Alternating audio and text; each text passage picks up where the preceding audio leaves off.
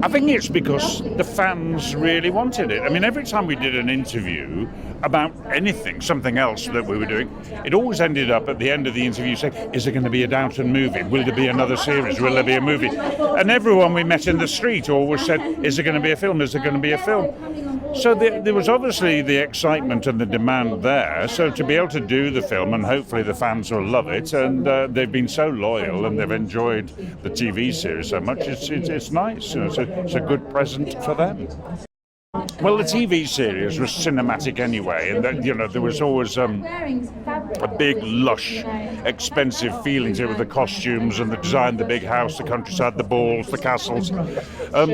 So Downton translates very well to the big screen, and this is just blown even larger, really. So I think they'll just settle down, and when they hear that theme music playing, they'll go, "Oh, lovely, here we are."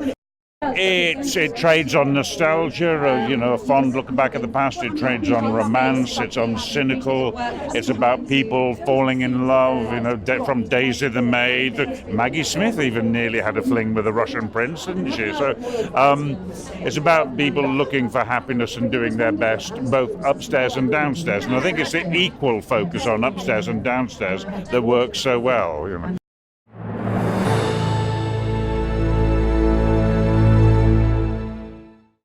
It's really unusual as British actors to sort of, unless you're in a soap opera, to spend this much time together.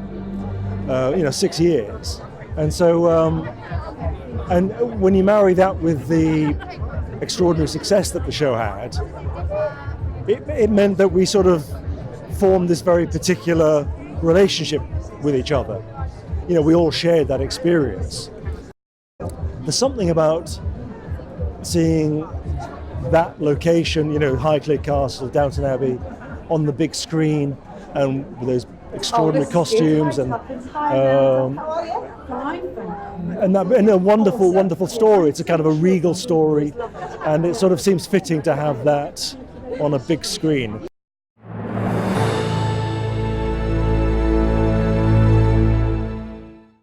He's kind of grown into his role, and I felt like I was conscious about playing him a bit more settled, because when we first see him, he's very sort of nervous and like fresh-faced and bushy-tailed, and bit at times moved on, so he's kind of settled in.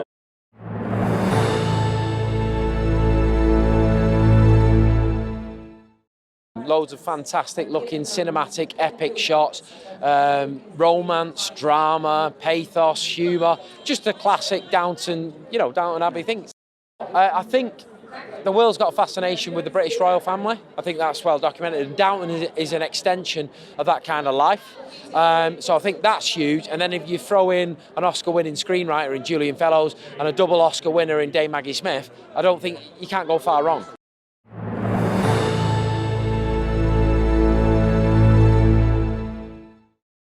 I think the biggest joy actually for me has been getting to work with these people again on a show that is so loved around the world, and the fact that people want to see it. And there seems to be such an appetite. So the idea of getting Downton, making it bigger, making it better, making it bolder, and putting it on the big screen. Yeah, I think all of it is just exciting, yeah.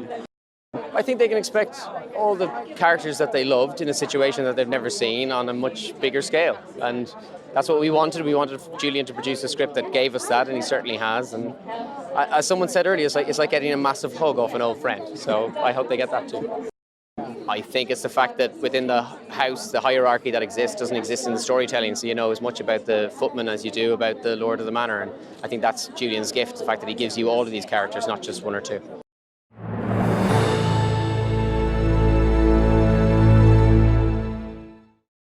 I think it's just a whole assortment of Julian's writing, wonderful characters, the castle being one of them. The castle's stunning, and that sort of keeps everybody focused in on that.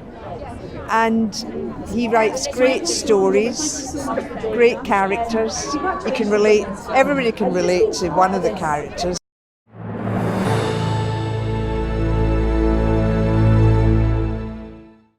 It's been such a joy getting back together, getting the gang back together, and just that thing of getting to revisit a character that you thought you'd sort of finished with. I think that's such an honour, and you don't really get to do that very often. It's bigger, it's more grand, it's a bigger scale. The set pieces are bigger and better, it's beautiful.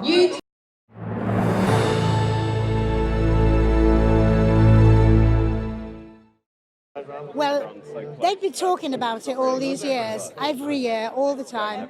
I always felt in my bones it would probably happen. That's probably because I'm a bit of an optimist, really. I had nothing to back this up.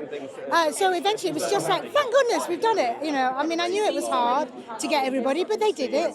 So it was a feeling of joy, really, and it just didn't go on long enough for me. That's the truth. The music doesn't disappoint. It made me cry when it started because I got a bit overwhelmed with it because it's a big chunk of my life, obviously, but it's very dramatic. It's very cinematic. It always was. But on a big screen, it's pretty impressive, I think.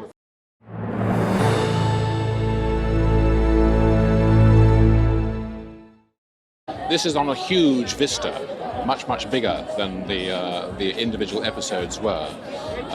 So I suppose it's partly that. It's partly the inclusion of some fantastic scenes. I won't give them away, but there are some really wonderful scenes in this, which are probably too big to get into a series. They can expect quite a modern storyline, despite the fact that we ended on New Year's Eve 1926. And they can expect a lot of horses.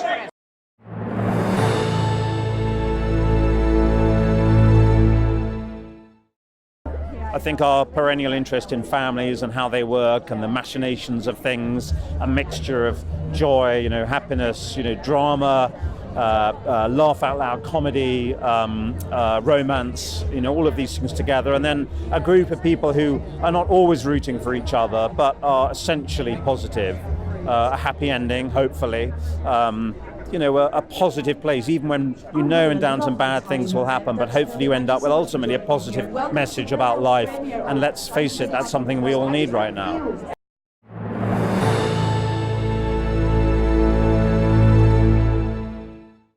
I think the biggest challenge is twofold. It was actually bringing the essence of Downton so that it was familiar enough, but also making it bigger and raising a bar that I think we had set very high anyway, and saying it's worth you coming and buying tickets and coming to the movie to see it. I hope that a lot of humour, some tears, a roller coaster of emotions, and a lot of fun with their friends.